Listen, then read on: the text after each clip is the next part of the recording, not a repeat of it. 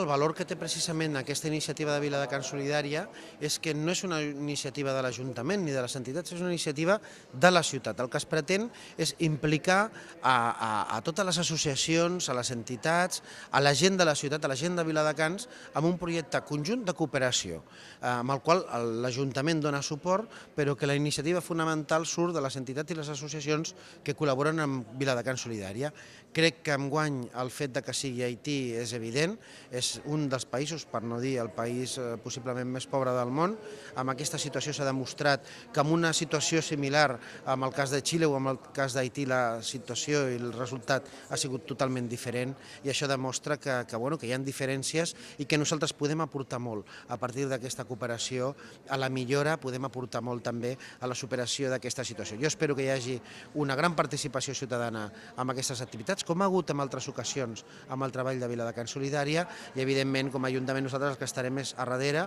donant aixopluc i donant empenta també amb aquesta activitat de solidaritat i cooperació. Des del Fons Català de Cooperació donem tot el nostre recolzament.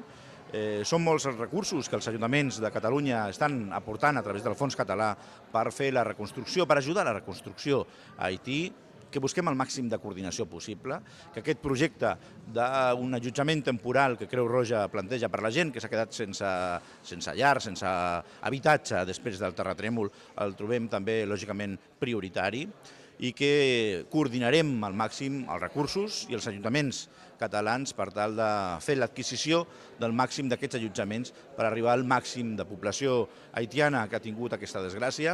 especialment en el moment actual, en un moment on els focus de les càmeres no apunten tant a la situació tràgica que va passar a Haití ara fa alguns mesos, i per això, perquè el Fons Català treballa fonamentalment amb l'àmbit de la reconstrucció. Aquesta no la podem oblidar, no podem oblidar el poble haitià i lo malament que ho està passant. El que espero és que totes les entitats s'impliquin com cada any, perquè elles són les que fan gran aquesta campanya.